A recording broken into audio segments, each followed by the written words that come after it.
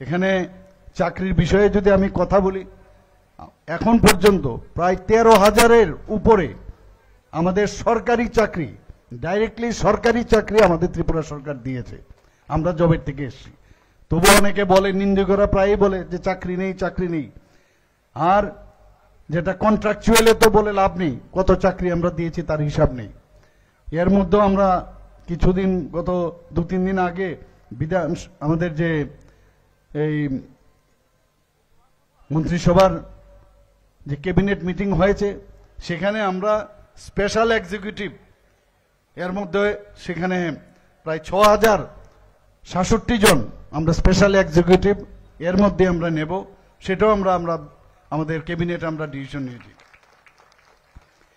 গতকাল যখন আমাদের ডিএম সাহেব বলেছিলেন যে প্রায় 4 ঘন্টা সময় ধরে দুটো ডিস্ট্রিক্টের যারা বিধায়ক বিধায়িকারা আছেন তাদেরকে নিয়ে আমি বসেছিলাম, যে কারণ অনেক সময় কি হয় যে বিধায়ক বিধায়িকারা কিছু বলছেন, আবার সেটা যদি অফিসারদের দেই এর মধ্যে একটা গ্যাপ হয়ে যায়। তো সেই জায়গায় আমি ওনাদেরকে বসালাম, পর্যায়ক্রমে অন্যান্য যে ডিস্ট্রিক্ট আছে সেখানকারও বিধায়ক বিধায়িকাদের নিয়ে বসবো আমি। তো অনেক বিষয় যেটা অনেকটা গ্যাপ, সেটা কিন্তু সেই গ্যাপটা কিন্তু অনেকটা কমে গেছে। আমি আশা করি এতে করে যে জমিন, যে বাস্তব ক্ষেত্রে যে সমস্যা, সেই সমস্যা অনেকটা সমাধান হবে। সেখানে আমাদের নলছরের বিধায়ক উনি দাবি রেখেছেন যে এখানে একটা ওনার অনেকগুলো দাবি উনি এখানে রেখেছেন। তো এতে সুবিধা হয়েছে, যারা আধিকারিকরা আছেন সেখানে আমি বলেছি যে আপনারা নোট ডাউন করুন এবং যথাসাধ্য চেষ্টা করবেন ওনার যে সমস্যাগুলো আছে, যা যা উনি চাইছেন, এবং সেটা উনি চাইছেন না, উনি বুঝতে পারছেন মানুষের এখানের যেসব সমস্যা, সেই সমস্যাগুলোই সবার আমার সামনে রেখেছেন। আমি আশা করি সেগুলো নিশ্চয়ই আমরা হবে। শুধু তাই নয়, এর মধ্যে আমাদের যে জেআরবিটির যে অলরেডি নোটিফাইড হয়ে গেছে, আরও টিচার প্রায় 1,500 টিচার আমরা এর মধ্যে আমরা নেব। আপনারা দেখেছেন যে প্রধানমন্ত্রীর জন আরোগ্য যোজনা, এবং এত বড় যোজনা সারা পৃথিবীর মধ্যে একটা আলোচ্য বিষয়, যে প্রধানমন্ত্রীর জন আরোগ্য যোজনা 5 লাখ টাকা করে প্রতি যারা ফ্যামিলি আছে তাদেরকে দেওয়ার ব্যবস্থা, সেটা পৃথিবীর কোথাও হয়নি। কিন্তু তার একটা ক্যাপিং আছে, যে এই ব্যক্তিরা খালি ওই ধরনের ফ্যামিলি খালি ক্যাপিংয়ের কারণে ওই ফ্যামিলিরাই পাবে। তো একমাত্র ত্রিপুরাই আছে একমাত্র রাজ্য যেখানে মুখ্যমন্ত্রীর জন আরোগ্য যোজনা যখন একই ধাঁচে প্রধানমন্ত্রীর জন আরোগ্য যোজনার যে ক্রাইটেরিয়া আছে, সেই ধাঁচে কিন্তু আমরাও এখানে আমরা শুরু করি।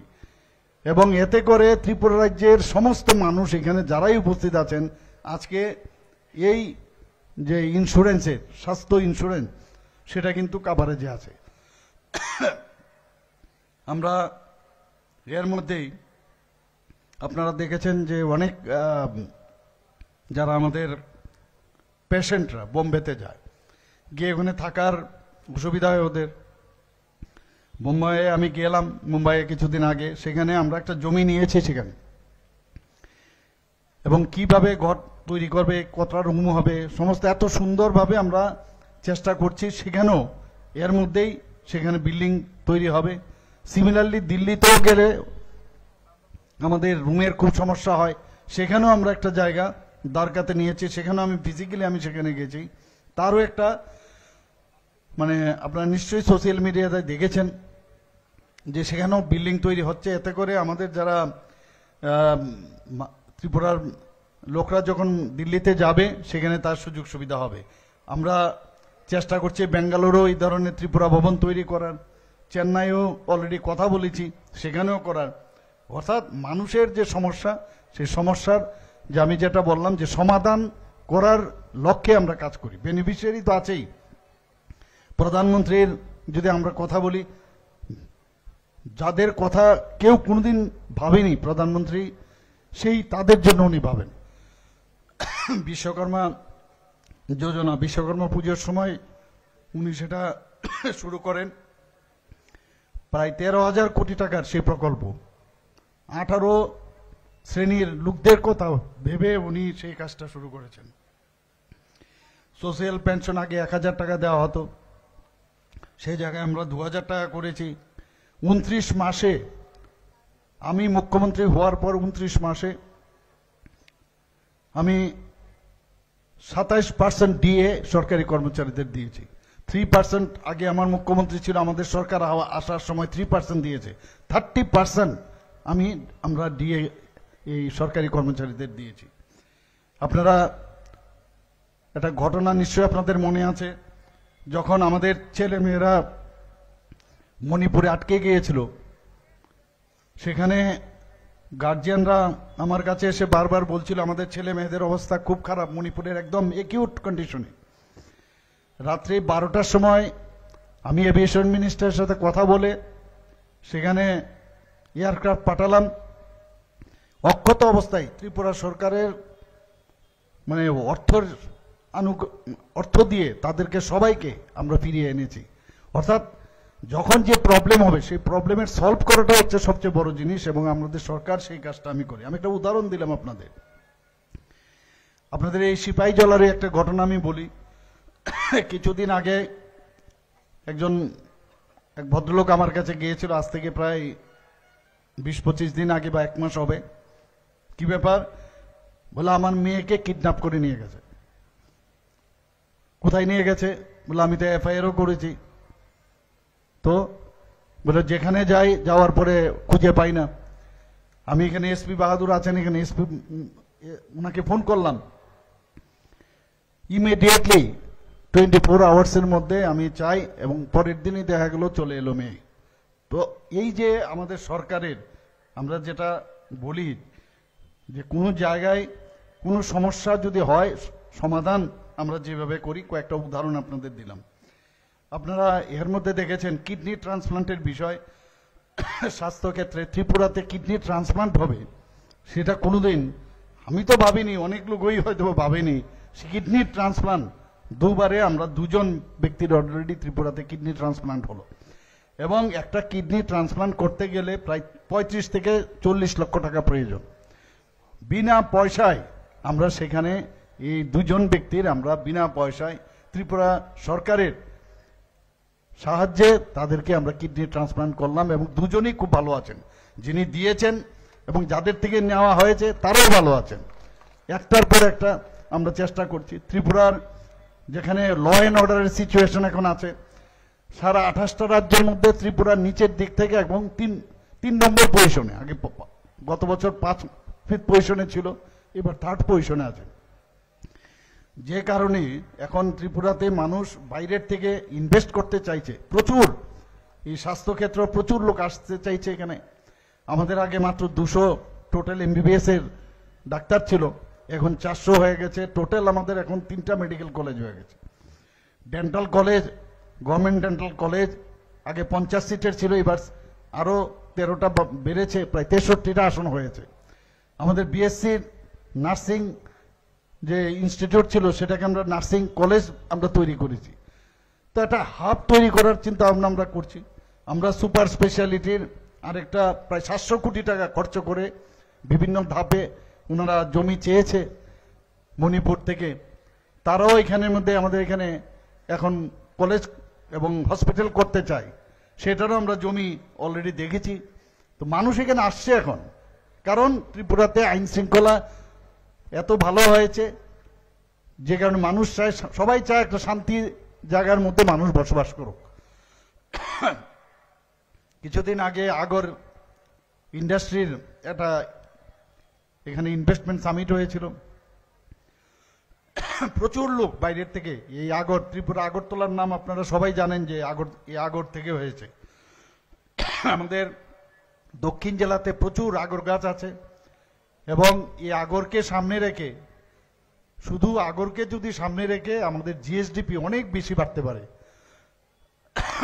আমাদের যে রাবার, সেই রাবার প্লান্টেশন থেকেও আমরা অনেক কিছু, আমাদের আর্থসামাজিক উন্নয়ন অনেক বেশি হবে। এর মধ্যে লাখপতি দিদি ত্রিপুরাতে ৮৩,০০০ লাখপতি দিদি হয়েছে, আপনাদের অবগতির জন্য জানাচ্ছি, যেটা অত্যন্ত আনন্দের বিষয়।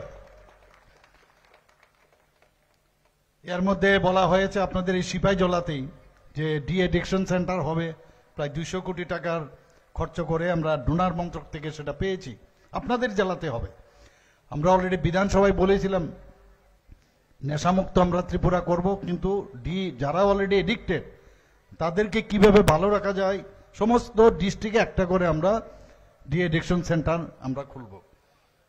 আরেকটা আপনারা নিশ্চয়ই খবর পেয়েছেন যে আমরা বলেছিলাম 51 যে শক্তিপীঠ উদয়পুরে আমরা করব, এবং তার জন্য 97.7 করোড় অলরেডি সেন্ট্রাল গভর্নমেন্ট থেকে মাননীয় প্রধানমন্ত্রী যে স্যাংশন করেছে সেটাও আমরা করতে যাচ্ছি। বন্ধুগণ, 2টো নিউ কেন্দ্রীয় বিদ্যালয় সেটাও স্যাংশন হয়েছে, একটা মাতাবাড়িতে হবে আর একটা ধর্মনগরে হবে। তো এই যে ডাবল ইঞ্জিনের সরকারের এই একটা সুবিধা যে যখন যা চাই তাই পাই আমরা। কিছুদিন আগে আমি দিল্লিতে গিয়েছিলাম, সেখানে অষ্টলক্ষ্মী যে মাননীয় প্রধানমন্ত্রী যে 8টা যে নর্থ ইস্টের যে স্টেট অষ্টলক্ষ্মী নাম দিয়েছেন, সেখানে আমাদের যে মিটিং সেখান থেকে যা বেরিয়ে এলো যে সমস্ত নর্থ ইস্ট, প্রধানমন্ত্রী যে বারবার বলছেন যদি নর্থ ইস্ট ডেভেলপ না হয় তাহলে ভারতবর্ষ ডেভেলপ হবে না।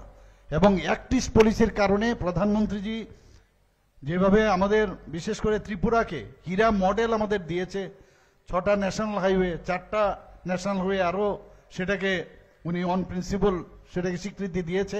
এর মধ্যে একটা অলরেডি সেটারও অলরেডি কাজ শুরু হবে। আপনারা শুনে খুশি হবেন যে একটা আমি যখন আমাদের ইউনিয়ন মিনিস্টার ট্রান্সপোর্টের ওনার সাথে যখন আমি বৈঠক করছিলাম, ওনাকে যখন আমি বলি যে উদয়পুর মারবাড়ি এবং আমাদের যে বাইপাসের এখানে বাদারঘাটের যে বাইপাস সেখান থেকে এটাকে 4 লেন ইমিডিয়েটলি উনি স্যাংশন দিয়ে দিলেন, এবং সেই 4 লেন আপনাদের এই সিপাহীজলার উপর দিয়ে মারবাড়ি অবধি যাবে। আরেকটা 4 লেনের কথা আমি বললাম, প্রথমে 4 লেন যেটা সেটা গত বছরের আগের বছরে আমি যখন বললাম যে চুরাইবাড়ির থেকে আগরতলা পর্যন্ত 4 লেন আপনার করতে হবে NH-08, সেটা উনি স্যাংশন দিয়েছিলেন, কিন্তু সেটা রানীর বাজারে এসে সে বাইপাসে লেগে যাবে। তখন আমি বললাম যে আগরতলা শহরে যারা অ্যাপ্রোচ করবে এবং আমাদের যে রানীর বাজার ক্রস করার পর আমাদের খয়ারপুরের এখানে বিভিন্ন যেসব আমাদের ইন্ডাস্ট্রি যে সেক্টর আছে সেখানে তো পুরো ঘুরে তাহলে আসতে হবে, এবং এটা NH-08 সাথে সাথে সেটাও কিন্তু 4 লেনের উনি স্যাংশন দিয়ে দিয়েছেন। আমার বলার উদ্দেশ্য হচ্ছে যে যখনই আমরা যেটা চাই তখনই সেটা আমরা পাচ্ছি। খেলাধুলার কথা যদি বলেন, আমরা সমস্ত জায়গার মধ্যে প্রায় 60টার মতো ফুটবল যেটা টার্ফ সিনথেটিক ফুটবল গ্রাউন্ড আমরা অলরেডি হয়ে গেছে। আস্তে আস্তে করে সমস্ত জেলাতেই আমরা ফুটবল এই ধরনের যে সিনথেটিক ফুটবল গ্রাউন্ড সেটা আমরা করব। আমরা সুইমিং পুল করার চিন্তা ভাবনা করছি, বিভিন্ন জায়গায় অলরেডি 2টো ভালো সুইমিং পুল আমাদের হয়েছে। আমাদের সিনথেটিক ট্র্যাক হয়েছে, সিনথেটিক আমাদের আপনার হকির যে সিনথেটিক যে গ্রাউন্ড সেটাও হয়েছে। তো সব দিকে আমাদের মানে উন্নত মানের যেসব ইনফ্রাস্ট্রাকচার দরকার সেটা আমরা করছি। আমি আর বেশি কিছু বললাম না। আজকে এই ধরনের অনুষ্ঠানে আপনারা এতক্ষণ ধরে আমাদের কথা শুনলেন, এর জন্য সবাইকে হার্দিক অভিনন্দন ও শুভেচ্ছা জানিয়ে আমি আমার বক্তব্য শেষ করছি। নমস্কার।